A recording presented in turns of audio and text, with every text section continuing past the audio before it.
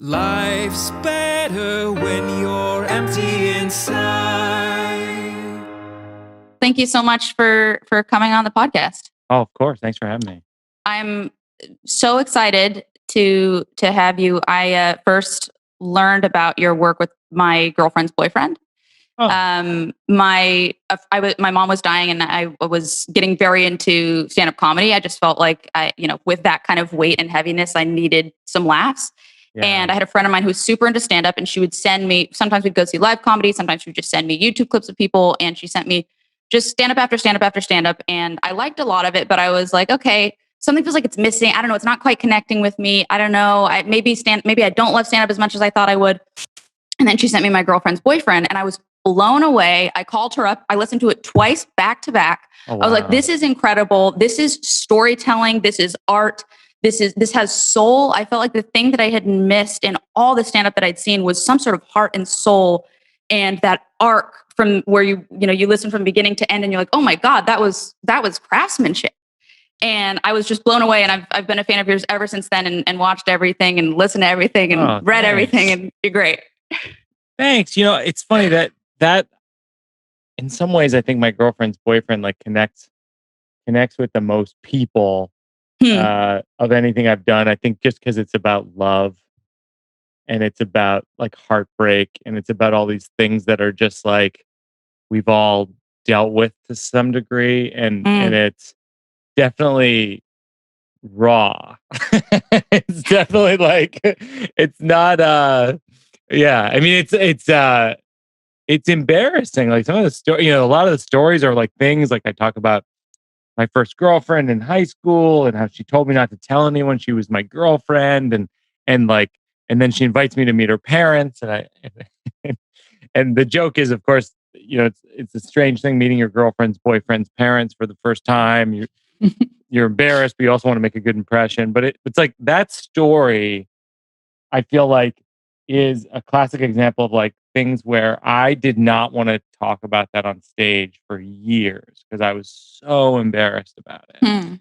And then I would say since that point on, I feel that was a pivotal moment for me, because I was I think that's sort of all any of us have to offer, right? Is telling people the things that we're most embarrassed to say. That's amazing. So that was sort of the inception of that thought process for you, for your project? I think so. I mean, Sleepwalk With Me was the first time where I did that, where it was a whole show of just personal storytelling. But then my girlfriend's boyfriend it was a little bit more, it was just codifying this thing that, it just made me realize that's what I have to offer. I feel as artists and whoever, whatever vocation you follow, you're always figuring out well, what do I have to offer? What's the point of me? We all want to have some kind of purpose or something. Right. And then at a certain point I was oh no, I think it's that I have to offer telling these personal stories and not holding back.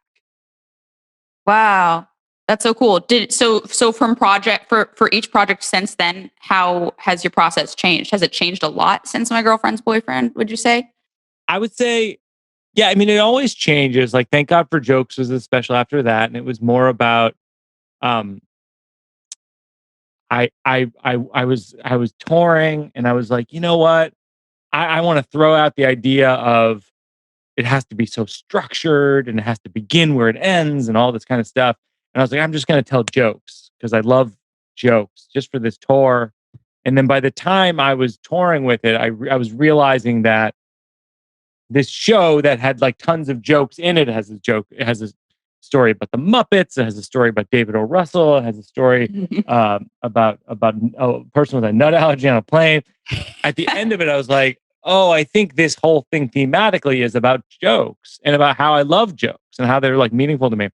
And so that was how that happened. And then with the recent show, which became a book, the new one, it was just based on this thing of my wife and I, who had decided we were never going to have children. At a certain point, she was I think I want to have children. And it was this real fork in the road moment where I was well, what do we do? And I never thought I was going to talk about it because we were it was one of those things where it was like, it was, it was so, I don't know how I describe it, but it felt very off limits to discuss, uh, the decision to have a child. Like it felt like so taboo. But Yeah. over time, like she and I sort of talked it out, and I decided I was gonna, write the show, and so that's. I mean, I guess every show is different, but I think in general, I think what I have to offer is this idea of like that I like to make comedy that is open and honest and makes people who relate to those stories feel like they're comforted by the fact that someone else is admitting something about themselves, because I feel like so often, like with comedy, and maybe you found this when you were perusing like all different comedy specials, is like sometimes I feel like comedy is sort of self-aggrandizing. Hmm. You're like, you just feel like someone's just, it might as well just be their Instagram feed or something. Like it's not really comedy as much as this is like it's an ad campaign for themselves. Yeah. And like I don't like comedy like Me neither. that. Me neither. So I was each week I kind of choose a topic, and if you've got something it's been on your mind lately, we can by all means can and should go with that. But something that I've been thinking a lot recently is pressure, and kind of the pressure we put on ourselves with our work. Yeah. And it seemed like a fitting topic for you because of the amount of work that you put out. There's so many, stand up, so many filmmakers that just put out something every so often, every couple years, maybe they'll have something come up, but it's just like constantly there's, you're putting out stuff. And I don't know whether that comes from just an insane work ethic that you have, or whether it's just kind of, it naturally flows out of you and you don't really, it's not really a structured thing. You just kind of follow the excitement. I think that a lot of it comes out of my parents didn't really want me to be a comedian. And so, and like, my dad's a doctor, or my dad's a retired doctor. My mom's a retired nurse. And I think that my dad like really wanted me to be a banker or like a doctor or something that he could sort of tell his friends about, and they would be happy that I did that. And because when you're starting out in any field that's like a long shot, like being a comedian, people are very confused by it. I mean, you know what I mean? I mean, certainly being an actor is like that. It's like, like, what? What do you do? Yeah. Well, I'm an actor. All right. But what do you do? No, really, I'm an actor. But like being a comedian's like that. And so I think that I had this, to get back to your theme of pressure. It's like, I had this pressure. It's like, I have to succeed to the extent of like being a doctor of comedy. So, you know what I mean? Like I had to sort of treat it like I was in med school for comedy. And so I would just like get up every morning and I'd be writing morning and night. And I would be out late doing shows. And I'd be up in the morning working a day job to pay my rent. And it developed this sort of breakneck pace that sort of culminated in a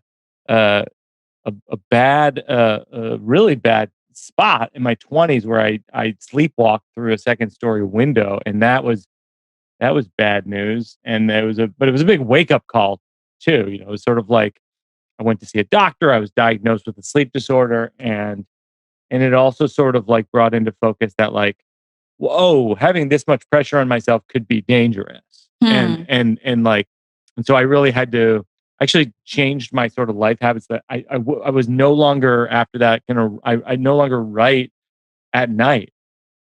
So like I'll do shows, but I used to like do shows and I'd come home and I'd write till like 2, 3 in the morning. Wow. But now it's just like I do a lot of sort of calming down at night. And that switched afterwards. So then what did your process become More from that point on? It's mostly mornings. Like I'll do like timed writing from like 9 a.m. to like 10:30 a.m. And then it's like whatever I write, and then I'm either revising something from the past, rewriting, writing something from scratch. And I mean, it's just less nocturnal, I guess. And you go in knowing kind of what you're focusing on do you have like, oh, I'm going to be focusing on this project for this week? Or is it like every day is just kind of whatever you most feel like working on? I usually plan it out. Like lately, like the last couple months, it's been like, I'm going to write everything as though it is a book of essays. Like I did a book of comedy essays that was Sleepwalk with Me and Other Painfully True Stories. I did the new one, Painfully True Stories from a Reluctant Dad. And then this third, what I think is going to be like a third book is going to be, I think, some way tied into my podcast, which is called Working It Out, where I like work out ideas with other comedians. And I think what it's going to be is it's going to be a mixture of talking about the process of working out ideas, but and also the idea of like of like when you work through issues in your life, a lot of times it's like rehashing things that you experienced in the past and trying to understand them through the lens of the future. Yes. Do you find it helpful? I feel like sometimes creating some sort of art from a personal experience can help to find like closure where there maybe wasn't. Oh yeah. Like I have a huge example of this, which is when I made the movie Don't Think Twice. It's a movie, if people haven't seen it, it's about starring Keegan-Michael Key and Gillian Jacobs, and it's about this group of best friends in an improv group, and there's this inflection point where like their theater is closing, and someone from like a Saturday Night Live type of show comes and scouts, and then the Keegan-Michael Key character gets on Saturday Night Live, and then the rest of them don't. And it's sort of about this point in life where you realize with your group of friends that like not everyone gets the same thing. And it's about like the bitterness of like all of them sort of being like, you know, we're not happy that it's not us and all that kind of stuff. And I definitely like, I play a character in it this guy who's like his name's Miles, and he's like the most bitter of the bunch, but it's actually not based on me. It's sort of an amalgam of a handful of people I know. And, but really like the whole movie is about bitterness and jealousy and all these things that certainly in entertainment, but I think like in all fields and all, whether, you know, anything with a group, whether it's a company or sports or whatever it is, that feeling of jealousy of like that person is getting this thing that I deserve. And I feel like I lived that for so long. And then after I made the movie, I had this thing where I was like, jealousy's fucking stupid. It really did like cure me of jealousy. I don't feel jealous of people anymore.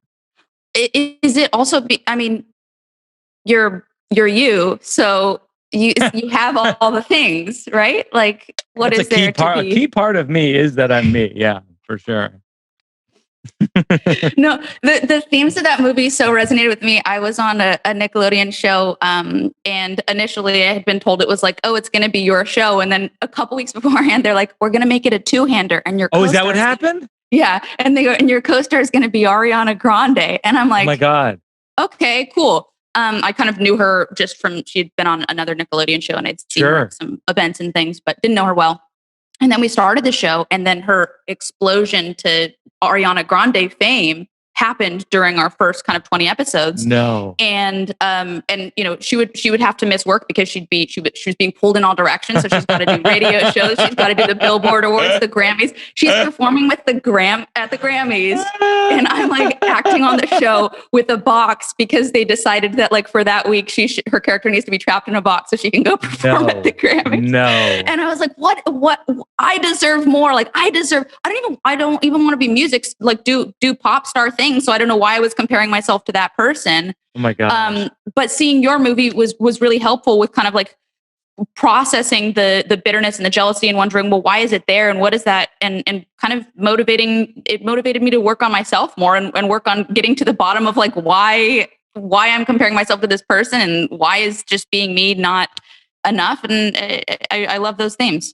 Yeah, it's funny because it's like sometimes when the real life version of what inspired that movie, like I had to come to grips with this idea of like, you look at this person you're jealous of, let's say, and you go like, would I trade my life for that person's life? Right. And if the answer is no, then just shut up about your jealousy. Yes, exactly. You can't cherry pick what you want to steal from someone else's life and then not take the other stuff. Doesn't make any sense. Yes. Oh, hallelujah. This isn't like a video game. You know what I mean? Like, can't choose like I'll use this weapon and I'll wear this outfit or whatever the hell thing. And it's like it just honestly, like, making that movie really did make me go like, it doesn't make any sense to be jealous. Totally. I also think those are themes that really they hadn't been touched on in a. I mean, I hadn't seen them touched on in a film before then. I had not seen them either. I mean, that was one of the reasons why we made it, why like Ira Glass was open to producing it, was that we always used to laugh about how there's so many movies about making it in show business and there's no movies about not making it. Yes. We thought that was such a funny idea. Is like, what happens if we make a movie about not making it? How bittersweet that is. And it's funny because it's like, it's a genre bending movie because it's like dramatic, but it's also funny, but it's sad. And some people don't know what to do with that, but that, because they go like, I want to see a comedy or I want to see a drama. And when you do this thing, that's like a mashup of all those things, some people don't know what to make of it, but it just so happens that's my favorite thing.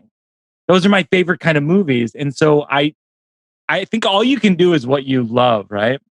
No, totally. I mean, yeah, as a viewer, that's definitely stuff that resonates with me. I feel like otherwise, if it's too specific to if it's just a comedy or just a drama, if it's just a drama, then I start like laughing at it because I'm like, okay, this is too serious. And if it's just a comedy, I'm like, can anybody be serious around here? Like, this is important stuff. So it's great to see. I love the genre bending stuff.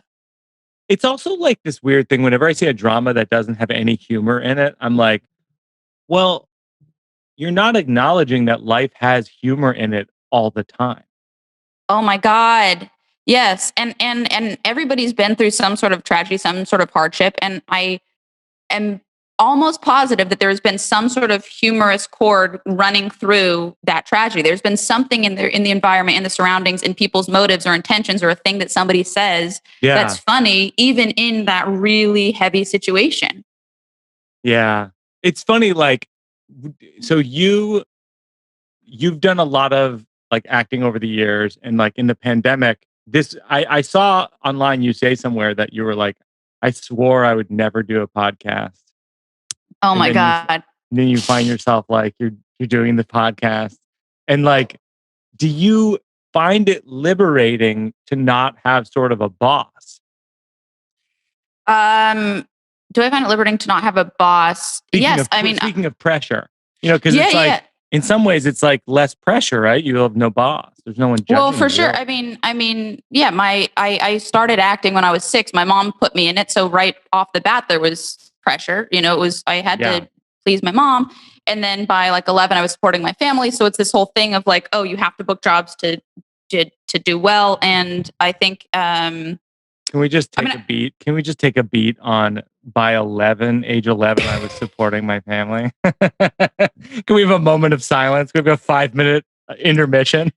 It's hard. I try to like blow past it because that's another one of those things where you don't want to say like, by 11, I was supporting my family. Like, you know what I mean? By age 11, it's the exact opposite of what I experienced, which is when I grew up in Massachusetts, and all I wanted to do when I was a kid was like be an actor, and I was like begging my parents to like take me to Boston, which is the closest city, to audition for like regional TV commercials. And they were like, no, we would never do that. And it was like, it was so infuriating to me. But you were the opposite. Like your mom or your parents just like went for it. Did you want to be a rapper? Was that true? I wanted to be a rapper. When I was a kid, I wanted to be, I always said I wanted to be a comedian, a rapper, or the owner of a pizza restaurant where third graders could hang out. That was it was so concise. It was always like, and then in 4th grade, it was like where 4th graders can hang out. In 5th grade, I didn't understand the mathematics of like revenue. It's a good idea. I love just like a 3rd grade specific pizza parlor. That sounds great. Yeah, but also it's like it would really bite me in the ass. It'd be at a certain point, people would be like, "Hey, Mike, what's with the third graders restaurant?" Yeah, it's a little strange. Oh my God. I want to know a little bit about like how pressure has changed for you now. Like you because now you're at this point where it's like, do you feel the pressure? If at one point it was pressure to become something, to accomplish things, and now it's like you've accomplished so many things, you've put out so many great things that have been so well received. Do you feel like a pressure to uphold that now? Oh wait, before I answer that, I was like, I feel like I cut you off because you were saying you supported your family at 11. And then what was the rest of that train of thought? What was the rest of the train of thought? No, the rest of the train of thought was started supporting my family at 11, and then and I 5-minute intermission. and I had never wanted to act in the first place, and I really felt incredibly. If there's like a job that can most disagree with your personality type, it felt like acting for me. Going to auditions was not fun. I'd see, other kids would waltz in and seem like they loved it. They'd be like ready to go to their Chef Boyardee commercial and smiling, and they've got their headshot and resume. And I'd like pee 15 times, feel like I was going to throw up.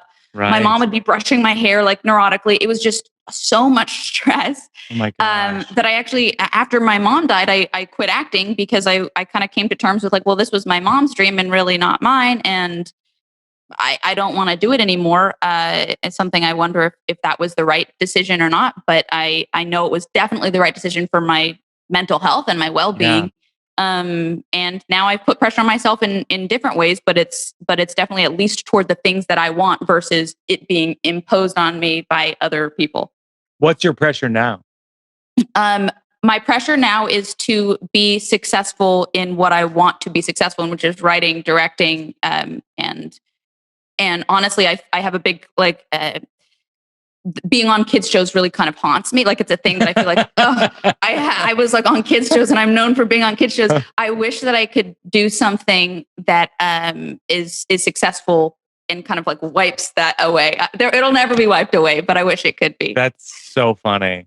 But it could be wiped away because, like with Ron Howard, it is, for example. Totally. I'm trying to think. Drew Barrymore is another one. It's wiped away. Like, I barely think about E.T. with Drew Barrymore, and it's like E.T. is like one of the most seminal films of all time. Like, how good is Drew Barrymore that she makes us forget about E.T.?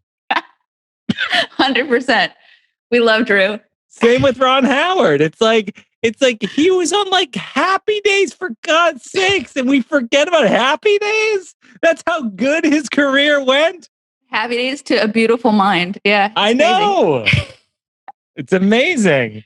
But hey, that's inspiring.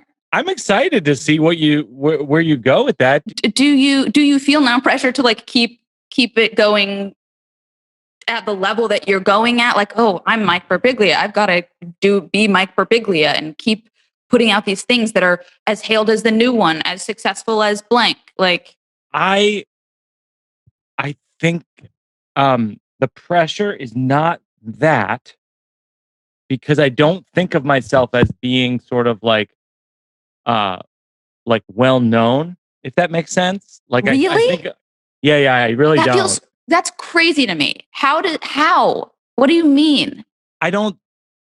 Well, I think because when I look at my peers, like a lot of people who I came up with who exploded in some kind of like project or projects that are like really wide reaching, like the Kevin Harts and Amy Schumers and John Mulaney's of the world, where like essentially like if I I remember like last year I was walking down the street in Times Square with like Mulaney and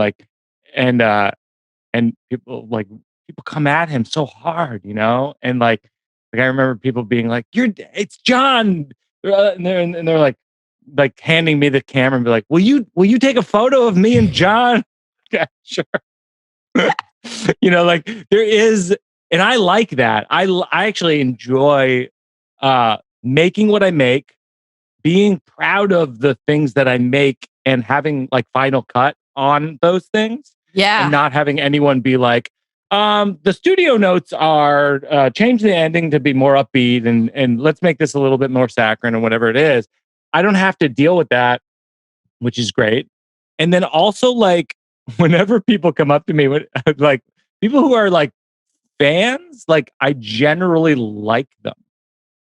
That's amazing. Like I'm always like, oh yeah, this person's nice. Like I'm really glad because I think that the people who are drawn to what I do have a very specific sensibility, which is they like this comedy, but it's long form storytelling and it has some pathos to it and it has some drama and like it has a heart. And so I feel like the people, so the pressure is not. I don't think it's like to continue to be a cultural personality, whatever it is. But it's more like I want to be better. I always want to be better. I want to make something. I want to learn from the last thing that I made and make something that is better than that. So, like for example, like the next show I'm working on is called the YMCA Pool, and it's all about hitting middle age, which is where I am. I'm 42, and I'm like realizing that I'm exactly halfway through my life, and I make the joke. I go, not everyone dies at 84, but no one's ever like 80 through 100. Those are the years. They're like, I was 83, I reached for a grape, and I never walked again. But I realize that you get to 42 or so, and you're over the hill is the term people use. And I never understood that term until I got on the hill and I looked around and I go, oh, there's natural causes. Like they're not close, but they're coming. And so like I'm dealing with this thing of like realizing that, oh yeah, we only have so much time on this earth, and I want to do I have in my mind what I want to do, and it's this thing where I'm doing a lot of things that I dreaded doing. So like when I was a kid, I would go to the YMCA pool to learn to swim. And I remember just being like, I hate it here. It smells like chlorine. I hate the snacks. I hate the half blown up basketballs. I never want to return. And then here I am, 42. And I'm like, my doctor's like, I think you should go to the YMCA pool and swim laps. And like, there's a line in the show where I say, I realized from the YMCA, we are born, and into the YMCA, we shall return. And it's like, my goal with the show is to just have a show that's all about death and mortality, but have it be funny for 90 minutes. Have people come, laugh their ass off about 90 minutes, and have it sort of occur to them at a certain point, oh my God, we just laughed for 90 minutes about death. And I think that could achieve some level of catharsis with dealing with this great taboo topic that we're all, whether we admit it or not, are to some degree afraid of or are in denial of. And that's sort of the goal of the next show. And it's really, I don't know, I'm just hoping it's the pressure to circle back to pressure. The pressure is not to have it be explosively big or popular. It's really to forge a connection with the audience that's deeper or as deep as I have before with the other shows. How do you gauge that connection? Is it just immediate for you? So funny. It's like so much of it's feedback. Like even like I've been doing virtual shows, and I love them because it really is feedback. Like I do them at Nowhere. It's this site called Nowhere Comedy Club. I'm doing some for not Thanksgiving. I did some for Thanksgiving, some for Christmas, and you hear laughter. Like it's on Zoom, but like people are like in their living rooms with their dogs and their cats and their rabbits, and like you really do hear laughter when they're connecting, That's and so then you hear not laughter when they're not connecting, and you hear like awe and like all that kind of stuff, and that. It's not it's not as good as like a live show in terms of connecting, but you get a lot of like on Instagram, I read comments, and I get emails to my website, and I just try to understand like what's connecting and what's not. And I think like I'm hoping that YMCA pool connects with the most people because death is a universal and it defies age. Right, right. For your shows, is it usually like where does the idea come from? Is it like, oh, I want to explore this theme, and then you kind of build the stories around that, or is it like a seed of a story kind of comes to you first, or is it just different every time? I think it's different every time. I think like part of it is like, what am I obsessed with? I think like one of the best things you can do as a writer is just write about the thing that you think about all the time. Like we like to go back to Don't Think Twice. It's like, I really used to think about all the time. Like the thing of being like, how come I don't have that? Or like, well, how come that person's and I was like, and finally I was like, I'm just gonna write a movie about it. Yeah. Death is such a good topic. That's another one that you haven't really seen people exploring in a comedic platform, in a comedic way before. Yeah, I think it's like obviously it's something that is highly on everyone's, certainly on everyone's mind right now. It's something we're all dealing with in this cataclysmic way right now. But I also think, like I've found in the virtual shows, like I think that people have been more open to darker jokes because death is all around us all the time. And it's like we have to like use the old expression that someone said a million years ago, but it's like we laugh so we don't cry. Yeah. We got to deal with it. I think we're all yearning to talk about these things that we're like, well, we're confronted with it, yet we haven't talked about it yet. Like we have to. That's amazing. You mentioned earlier with your parents sort of like wanting to be, I forget your wording, but like the doctor level of like a comedian. Are your parents around? Yeah. My parents, they're just retired, and I think they're proud of me at this point. Like I think they sort of get what I do. I don't know that they read the book or you know what I mean? Like I don't know if they read it. They came to when my show was on Broadway, they came to that. When I did My Girlfriend's Boyfriend at Carnegie Hall, they came to that. Like they come to the tentpole stuff. but like, like what my parents live in Cape Cod, and one time I was I think my mom views her role in my life as like being a grounding force. And and so like one time I was in Cape Cod, I was doing a show near their house, and I was on the cover of like the arts section of the Cape Cod Times newspaper, and I go, Mom, look, I'm on the cover of the Cape Cod Times newspaper, and she goes, well, must have been a slow news day. Is that a grounding force, or is that like a pull the rug out from under you force? I think you be the judge. I'm gonna let you be the judge. Oh, I've got an idea. Wow, that's.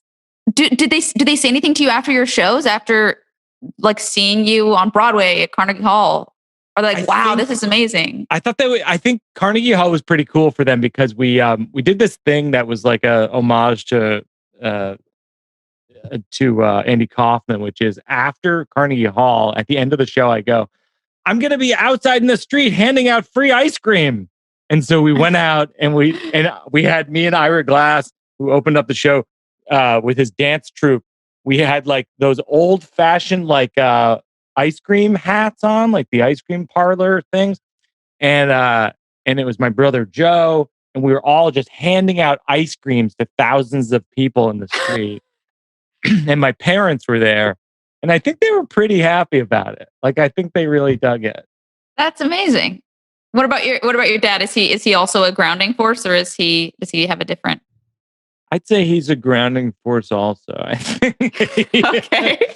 My parents are like, yeah. I mean, but the other side of that is like, you just go like, well, as a parent, you go like, wow, they really sacrificed a lot to sort of put me through school and be good role models and all this stuff. And so like, I don't know, the whole thing is such a complex experience. Like I don't know. I think it's overall, I'm wildly appreciative of what they've done for me. But it's also, yeah, it's a strange experience. Has there ever been a time where you're like, where you just are stuck? You have writer's block. You feel like, I thought this was something and I don't have any ideas on this anymore, or something. It just has run dry, run its course. I think the time that's happened to me the most is like editing both of my movies, like Don't Think Twice and Sleepwalk with Me. We reached a point in the edit where I was just like, I can't look at this anymore. I don't know if it's good. I don't know if it's bad. I don't know what this is. And I think I was lucky because I referenced my editor Jeff earlier. He's so level-headed about the process, and some days I would come into the edit and I would just go like Jeff, what are we gonna do? And he would just be like, well, it's, we're not gonna hand in the movie until it's done.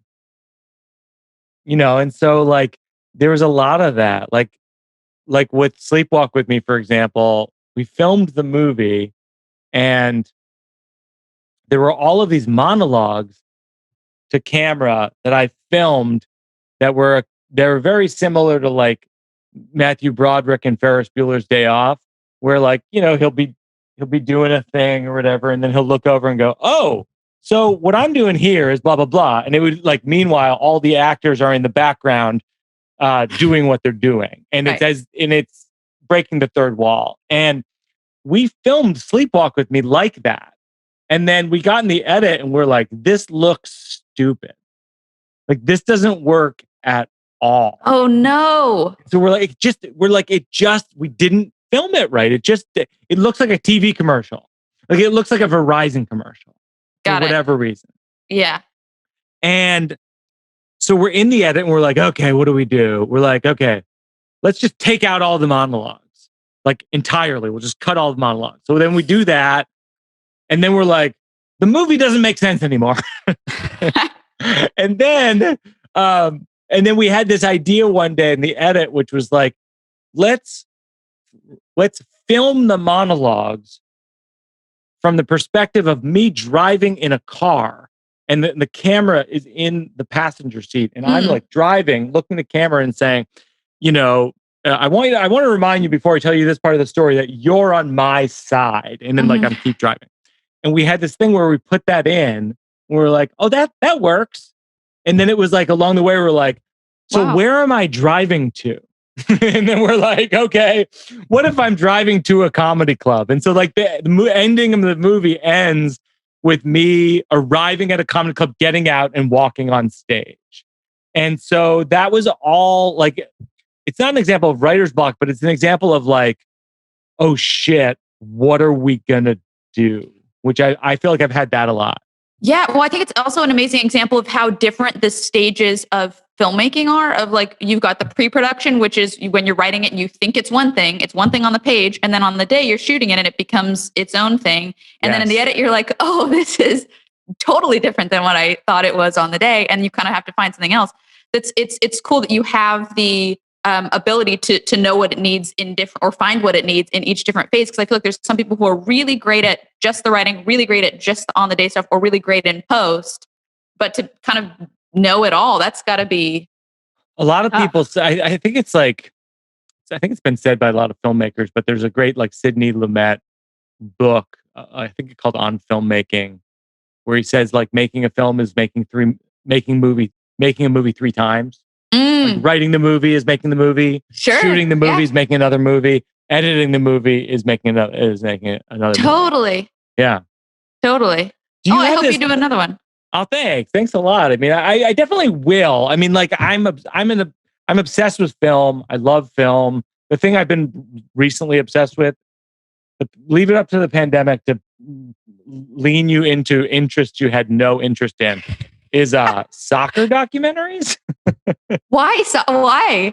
I don't know. I played soccer as a kid, and then like I realized like I watched the Diego Maradona documentary on HBO, which is really good. I highly recommend that for sure. And then I was like, this is great. And then on Twitter, I was like, does anyone have any ideas for more soccer documentaries? And then people just wrote like 1,000 things. And so now I'm neck deep in soccer documentaries. And I don't know. I don't watch sports, but I like watching sports later. Go figure. Okay. I like watching it edited. There you go. Did you ever have aspirations? Do you have anything like that in the pandemic where like you found a thing? It's so embarrassing, and I guess I didn't find it because I liked it beforehand, but now I just can use the excuse of like, well, we're in a pandemic, so I'm watching a lot of it. I would be regardless, but it's Disney vlogs. It's literally families who go to Disney World together and they vlog their days and they talk about like, and now we're getting like the biscuit sandwich from Goofy's Kitchen. And now we're going on Pooh's Honey Adventure. And I'm like, oh my God, the Tracker family is so cool. Where do you find these? On YouTube, and there's playlists that could last me a lifetime. My God. You'll have to send me some of those because I would watch a few of those. I hope you don't. I think it would maybe not be a good idea. This has been so fun, and it's been in many ways a real dream come true to talk to you for this time. So thank you so much. Oh, well, thank you so much.